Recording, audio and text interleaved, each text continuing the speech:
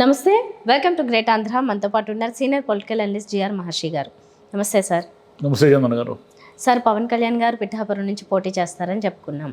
అప్పుడు మొదలుకొని local TDP నాయకుల్లో, కార్యకర్తల్లో అక్కడ విపరీతమైన ఆందోళనలు కనిపిస్తున్నాయి. టీడీపీకి సంబంధించిన బ్యానర్లే పీకేస్తున్నారు, తగలబెడుతున్నారు, చాలా గందరగోళం జరుగుతుంది. పవన్ కళ్యాణ్ గారిని అయితే చాలా దారుణంగా తిడుతున్నారు కూడా అక్కడ, ప్రత్యేకించి మహిళలు.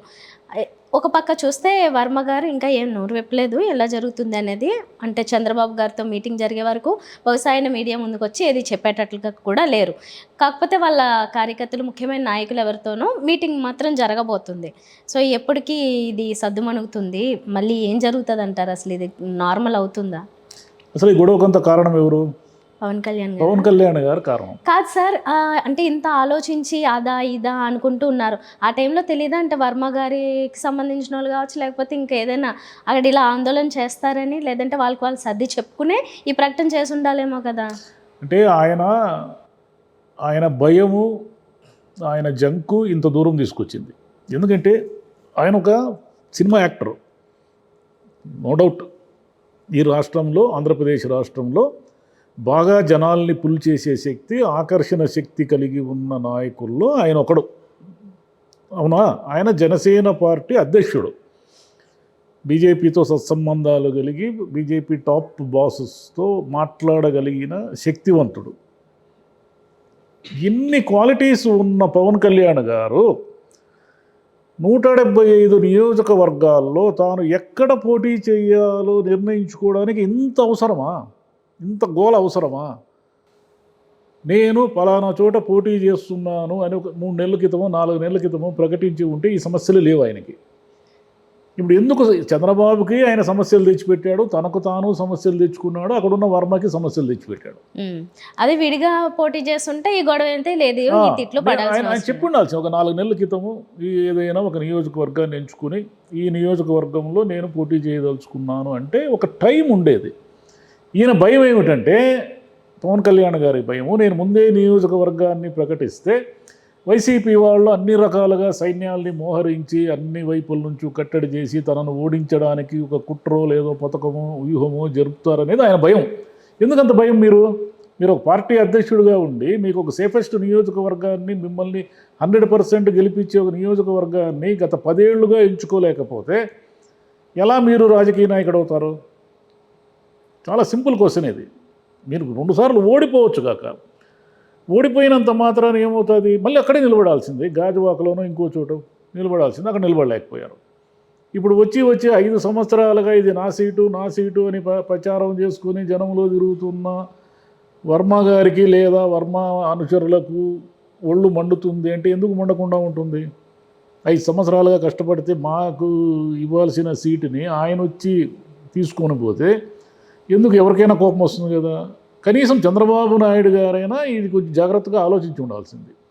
ఈయన పిఠాపురం అనేది ఇప్పుడు హఠాత్తుగా కాకపోయినా ఆయన ముందే చంద్రబాబు గారికైనా చెప్పుంటారు కదా, నా ఆప్షన్లో ఇది ఉంది అని చెప్పినప్పుడు ఆయన వర్మని పిలిపించి, అయ్యా స్వామి, నువ్వు ఇట్లా పవన్ కళ్యాణ్ గారు నీ టికెట్ కోరుతున్నాను, నువ్వు కొంచెం ఎట్లా సర్దుకో, నీకు కావాలంటే గవర్నమెంట్ వస్తే నీకేదో చేస్తాము, అది చేస్తాము, ఇది చేస్తాము అని చెప్పుండాల్సింది.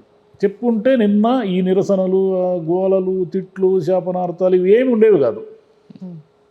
ఇవన్నీ ఎందుకు వచ్చాయి అంటే ముందుగా ప్రిపేర్ చేయకపోవడం వల్ల జరిగిన నష్టం ఇది. ఇప్పుడేమో ఆయన వర్మ గారు ఏదో కాసేపట్లో మీటింగ్ పెట్టి ఏదో నిర్ణయం తీసుకుంటాము అంటున్నారు. ఆయన ముందు నిర్ణయాలు ఏముండాయి? 2 ఆప్షన్లు ఉన్నాయి ఆయనకి. ఏమిటి? పవన్ కళ్యాణ్ గారిని సపోర్ట్ చేయడం, పవన్ కళ్యాణ్ గారికి ఎదురు నిలబడడం అంటే ఏమిటి? మళ్ళీ అక్కడ 2 ఆప్షన్లు వచ్చాయి ఆయనకి.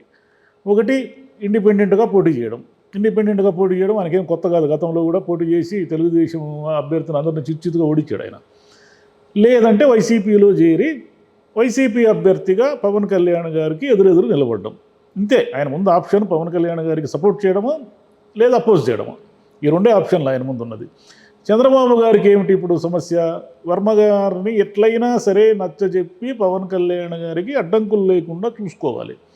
అలా చూసుకోకపోతే ఏం జరుగుతుందంటే, పవన్ కళ్యాణ్ గారి మీద ఇంటెన్షనల్గా చంద్రబాబు గారు కుట్ర చేశారు అనే ఒక చెడ్డ పేరు వస్తుంది. అంటే ఇంటెన్షన్ ఉండకపోవచ్చు, ఎందుకంటే పవన్ కళ్యాణ్ని పనిగట్టుకొని ఓడించాలా అని చంద్రబాబు గారు కుట్ర చేసి లేని సమస్యలన్నీ తెచ్చుకుంటారా అనేది నిజం కాకపోవచ్చు. కానీ చంద్రబాబు గారి మీద ఆయన ఎప్పుడు కూడా పుల్లలు పెడతాడు అటు ఇటు అందరికీ అనేది ఒక నేమ్ ఉంది కాబట్టి ఆయన అనవసరమైన వ్యూహాలు వేస్తూ ఉంటాడని. కాబట్టి ఆయన గురించి ఎవరైనా అనుకునే ప్రమాదం ఉంది. ఈ ప్రమాదం జనసేన అంతా వ్యాపించింది అంటే జనసేన పవన్ కళ్యాణ్ అభిమానులు కానీ జనసేనకు సంబంధించిన కార్యకర్తలు కానీ తెలుగుదేశానికి తాము ఓటు వేయకుండా ఉండేదానికి ట్రాన్స్ఫర్ అంటే సజావుగా ట్రాన్స్ఫర్ అంటే అంతా 100% జరుగుతుందని నేను అన్న కానీ సజావుగా ఓటు ట్రాన్స్ఫర్ జరగడానికి అడ్డంకులు వస్తాయి. అంటే మా నాయకుడిని అక్కడ ఓడించే ప్రయత్నం జరుగుతుంది కాబట్టి మేమెందుకు వీళ్ళని గెలిపించాలా అనే మూడు ఎంతో కొంతమంది క్రియేట్ అయితే అది తెలుగుదేశానికి నష్టం. కాబట్టి ఇవన్నీ ఏరి కోరి తెచ్చుకున్న సమస్యలు ఇవి. ఇప్పుడు ఏమిటంటే వైసీపీ వాళ్ళకి ఇప్పుడు ఒక సమస్య వచ్చి పడింది. పవన్ కళ్యాణ్ పిఠాపురంలో నిలబడమే నిజమనేది క్లారిటీ వచ్చేసింది కాబట్టి ఇప్పుడు వాళ్ళ ముందు ఉన్నది ఏమిటంటే వర్మని తీసుకొచ్చి ఇప్పుడు వర్మ ఇండిపెండెంట్కి వేస్తే ఇటు వైసీపీకి ఇటు పవన్ కళ్యాణ్కి ఇద్దరికీ డేంజర్ అయ్యి కాబట్టి ఆయన్ని తీసుకొచ్చి వైసీపీలో పోటీ పెట్టి పవన్ కళ్యాణ్కి గట్టిగా స్ట్రాంగ్ కౌంటర్ ఇవ్వడం అనేది ఒకటి. లేదంటే ముద్రగడ గారు ఉన్నారు, ఇప్పుడు వంగాగీత గారికి ఆ సీట్ అనౌన్స్ చేశారు. కానీ వంగాగీత గారిని ఏదో సీఎం క్యాంప్ ఆఫీస్కి పిలిచారు ఈరోజు అనేది ఒక టాక్ వస్తూ ఉంది. ఈరోజు ఉదయం ముద్రగడ గారు చేరారు కాబట్టి పార్టీలో వంగాగీత గారిని వచ్చి పిలిపించి ఆమెని క్యాన్సిల్ చేయించి నచ్చజెప్పి ఆమెకి ఇంకెక్కడైనా ఇవ్వడమో, ఎందుకంటే రేపు లిస్ట్ వచ్చేస్తూ ఉంది జగన్ గారు, ఎక్కడైనా ఇవ్వడమా లేకుంటే ప్రస్తుతానికి ఆపడమో ఏదో చేసి ముద్రగడ వర్సెస్ పవన్ కళ్యాణ్ పెట్టడం పోటీ. అప్పుడు కూడా రంజుగానే ఉంటుంది. అప్పుడు కూడా వర్మ గారు అయితే ఉంటారు కదా అక్కడ. మరి వర్మ గారు పవన్ కళ్యాణ్కి సపోర్ట్ చేస్తే ముద్రగడ కాదు అక్కడ ఇంకెవరిని పెట్టినా కూడా వైసీపీకి డేంజరు. ఆ సీట్లో పవన్ కళ్యాణ్ గెలిచిపోతాడు. ఆ వర్మ అనే ఆయన అంటే ఒక మనిషికి అంత విలువ ఉంటుందే, అంత వెయిట్ ఉంటుందే, అంత జనం ఉంటారంటే కొంతమందికి ఉంటారు. కొంతమంది జనంలో ఎక్కువ కలిసిపోయి జనాన్ని ఒక నాయకుడుగా ఉంటారు. వాళ్ళు అన్ని చోట్ల ఉండరు. వీళ్ళు పిఠాపురంలో ఆయన వర్మకున్న గుడ్ విల్ ఏమిటంటే ఆయన స్వతహాగా ఓట్లు తెచ్చుకోగలరని గతంలో ప్రూవ్ అయింది. ఆయన ఇండిపెండెంట్గా గెలిచాడంటే దాని అర్థం ఏమిటి? అతను స్వతహాగా తనకు ఓట్ పుల్లింగ్ ఉంది అని అర్థం. కాబట్టి ఆయన గనక ఈ ట్రయాంగిల్లో ఇటువైపు వస్తే పవన్ కళ్యాణ్కి డేంజరు. పవన్ కళ్యాణ్ గారి వైపు వచ్చి ఏమైతే అది ఏంది అని తెలుగుదేశం చంద్రబాబుతో రాజీ పడి ఏదో ఒక ఒప్పందం ఏదో ఒక చోట పవన్ కళ్యాణ్ గారికి సపోర్ట్ చేయడము జరిగితే ఇటువైపు వంగాగీత అయినా సరే ముద్రగడ గారైనా సరే వీళ్ళు డేంజర్లో పడతారు. అది అక్కడున్న రాజకీయం. పవన్ని గెలిపించడమా ఓడించడమా అనేది ఇప్పుడు ఆ వర్మ అనే చేతిలో ఉంది. ఓకే.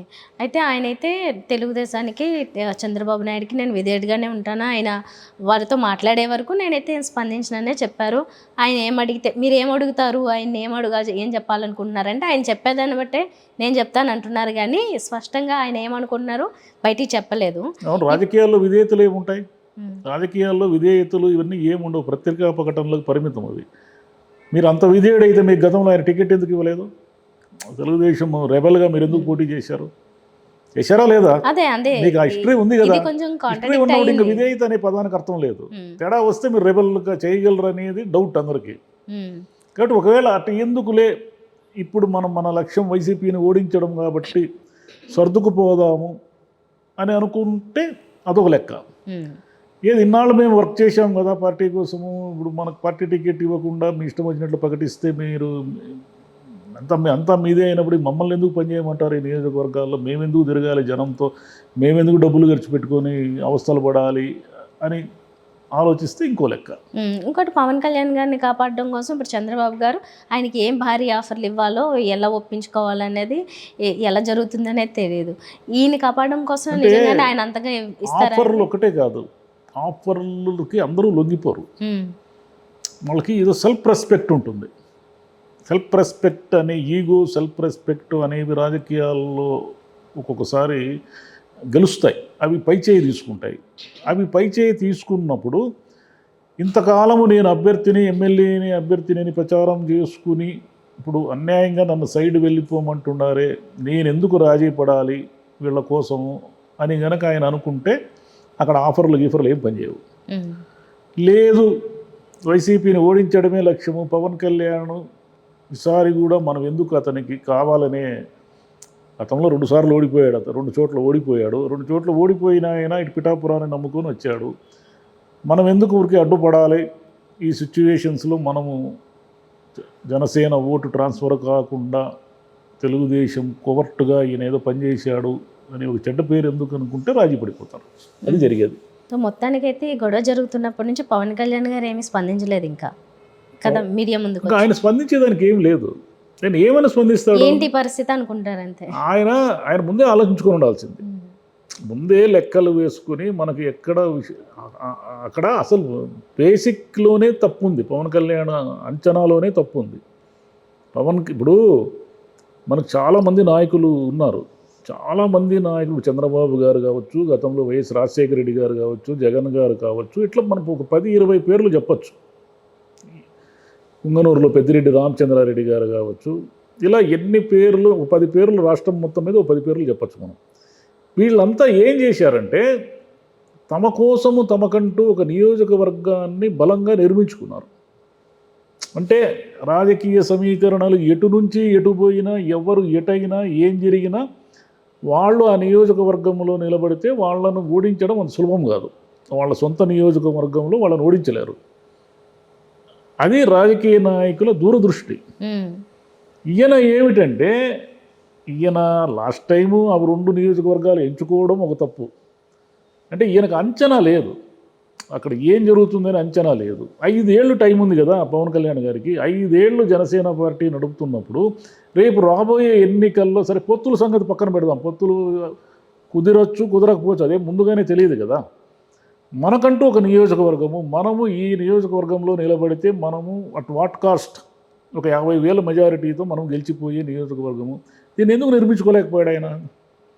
లాస్ట్ మినిట్ వరకు ఎవరో ఒక ఏమంటారు XYZ అనామకులు చేసే పనులు ఆయన చేస్తే ఎట్లా? మరి ఎట్లా ఆయన తన జనసేన నాయకులను కానీ కార్యకర్తలను కానీ ఇలాంటి సిచ్యువేషన్స్ ఆయన క్రియేట్ చేసి ఎలా కన్విన్స్ చేస్తారు ఆయన?